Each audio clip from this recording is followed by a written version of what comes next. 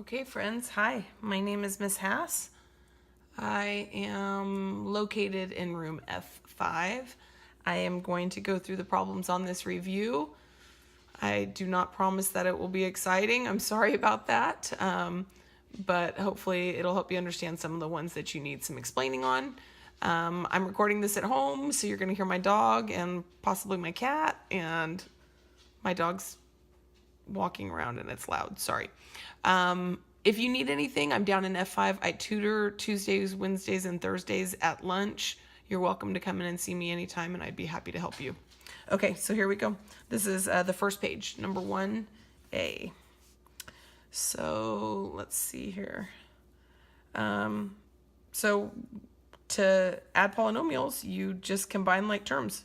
So I've got an x squared and an x squared here. I usually double underline my x terms, and I circle up my constants.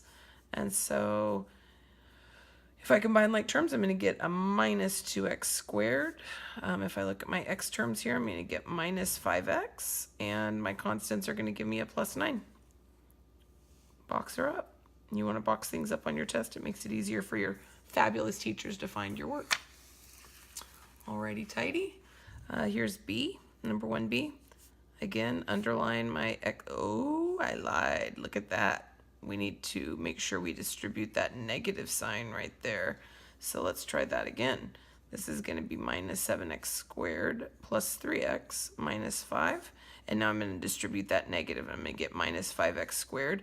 A negative times a negative makes that a positive 2x. A negative times a negative makes that a plus 6. Now I'm going to get busy with my little underline, double underline my x terms, and then I'm going to circle up that constant and circle up that constant. So that's going to give me, if I'm not mistaken, minus 12x squared. I'm going to look at my x's. That's going to be a positive 5x. And then my constants, I think, are going to give me a plus 1 there. I keep saying I think because it's late at night and I'm tired. You never know how it's going to go. I certainly make mistakes. Don't be afraid to call it out if I make one. Okay, not that I can hear you. Oh, good times. Okay, do I need to make you bigger? Okay, I guess that's as close as it'll get. Okay, so let's see here. Cubed. That's my only x squared. There's an x term, there's an x term, and right there's my constants. So let's see, that's going to be 2x cubed. Did I just do that right? 2x cubed plus 2x squared minus 3x, and then that's going to be a plus 1. So right now with adding and subtracting polynomials, this is not super hard. It's really just more attention to detail. You have to be really careful with your pluses and minuses, especially back on 1B. You got to make sure you distribute that negative sign. That's always going to be tricky for kiddos. And so a lot of times they get the minus 5x squared here, but then kind of goof up when it comes to distributing that negative to the other two terms. So I would say that's where you need to make sure you're being most careful, and then you're going to combine those like terms. So now you got to pay attention to the fact that instead of adding polynomials, which we did on A and C, subtracting polynomials, which we did on B, now we are going to multiply two polynomials. And so this is what you've been doing the whole time. You can use the area model to do it. I will show that one time. I don't generally do the area model, but I will show it for those of you who prefer that. This is not my go-to. This is me trying to help some of you out who prefer this method. It's not that it's not a good method, it is. It's just I am too lazy to draw the boxes and stuff. I'd rather just dig right in. This is 5x cubed minus an x squared there. And if I multiply these two, that's going to give me 10x squared minus 2x's there. And then 20x, and then minus 4. And then I would put all of that together. I would combine terms that need combining like that and like that. So I'm going to have 5x cubed plus 9x squared plus 18x's minus 4. Hopefully you can see that. Looks like you can. Okay. For me, I don't generally do that. I'm going to try and squeeze it in over here. I'm probably going to run out of space. So what I just showed was one method, and then now here is a second method if you prefer. So for me, and I use my fingers. I'm an old math teacher who's done this for like a million years, but I still use my fingers to keep track of where I'm at. I'm going to go 5x times x squared. That's going to give me 5x cubed. I'm going to go 5x times 2x. That's 10x squared. These numbers should look familiar because, of course, they're the same ones that we just got doing it the other way. Now I'm going to take the -1 and multiply it times each term. So I should get 6 terms right here total. And again, I do use my fingers to help me keep track of where I'm at because certainly it's really easy to make mistakes here. And then now this is exactly like the problems we were doing a few moments ago where I'm going to combine like terms. That one, this one, and this one, this 1, 2, 3, 1, 2, 3, and then that guy's on his own.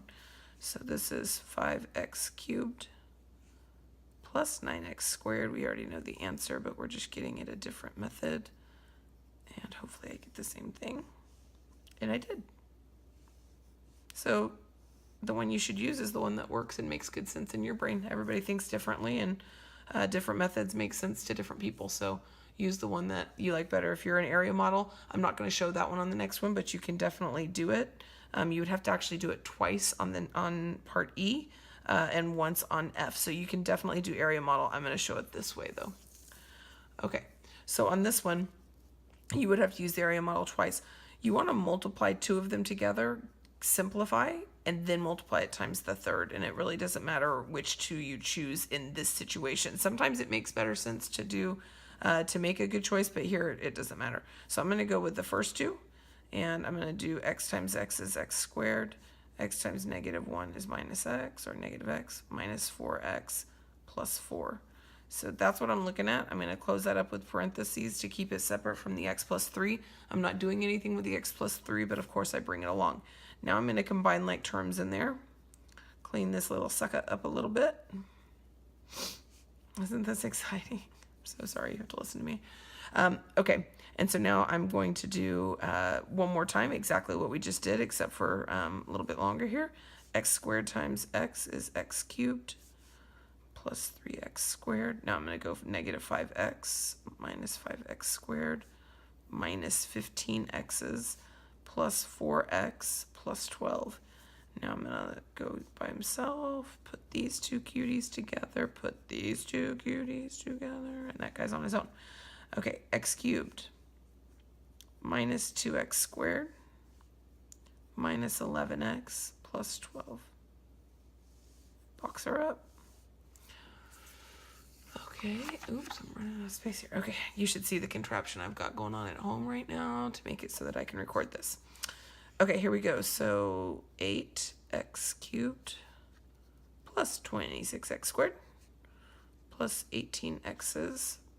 Oh, I'm going to double check myself really quick because my brain just lapsed. 26x squared plus 18x's. Okay, great.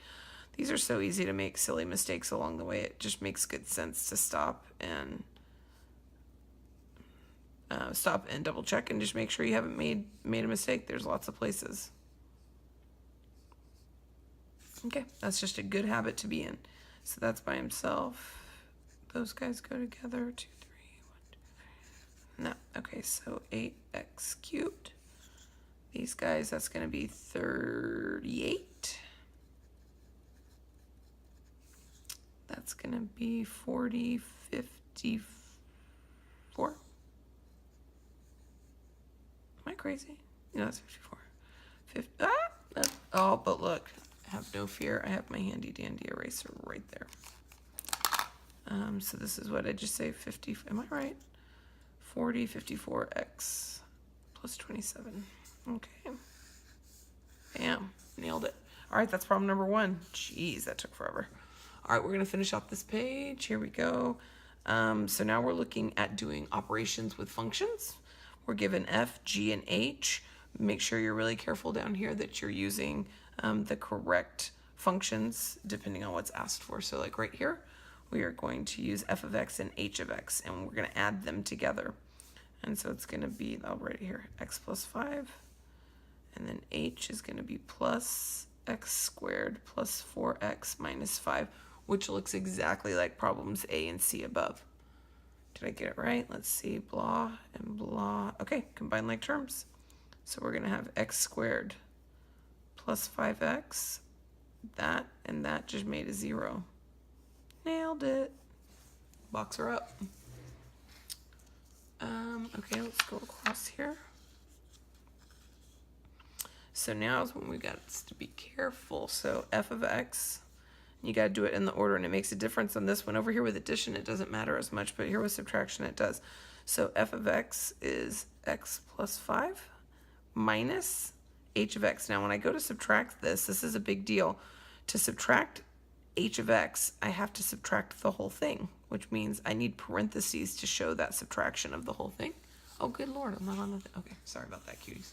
Okay, so so I need to make sure I have that minus sign and then parentheses that shows I'm subtracting all of h of x. And now I get to do the distributive property with that negative. Okay, and so minus x squared minus 3x's plus 10. I'm going to double check and just make sure I distributed my negative sign correctly. I did. I'm going to double check and make sure I did all of my like terms combining, which I did. I'm happy with this. There we go. Please notice I do a quick double check. It only takes a second, and there's lots of places to make mistakes. Okay, this one now shows multiplication when they're butted up against each other, right like that. I just put a dot in, but when they're right up against each other, that does mean multiplication. So this is going to be x plus 5 times x squared plus 5x. I just noticed that when I added f of x and h of x, I got g of x. Little coinky dink right there. Okay, and so now I'm going to multiply. So I'm going to get x cubed plus 5x squared plus another 5x squared plus 25x. All right, am I on the screen? I should be here. So finally, that's going to be x cubed. Is there any... Did I just do good math right there? Let's double check. X times x squared is x cubed plus 5x squared plus 5. Oopsie. See, look at that. Okay, so plus 10x squared. That's why we double check, friends. That was it right there. You just witnessed it. Okay.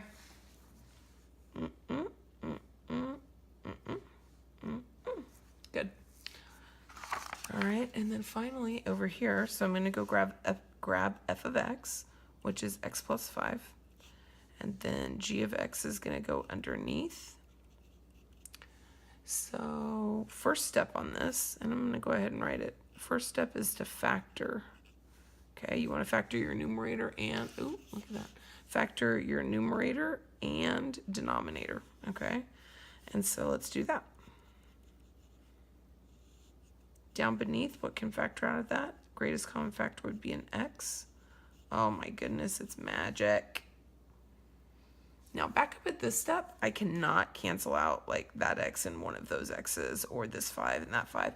And the reason why is because I've got addition and subtraction. Once I have multiplication, you see how I've got multiplication between these two? Now can I make a 1 right here? Absolutely.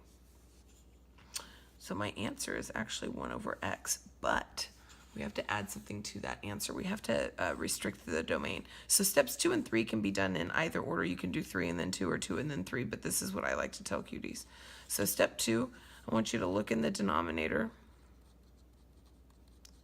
and then I want you to find when it equals 0.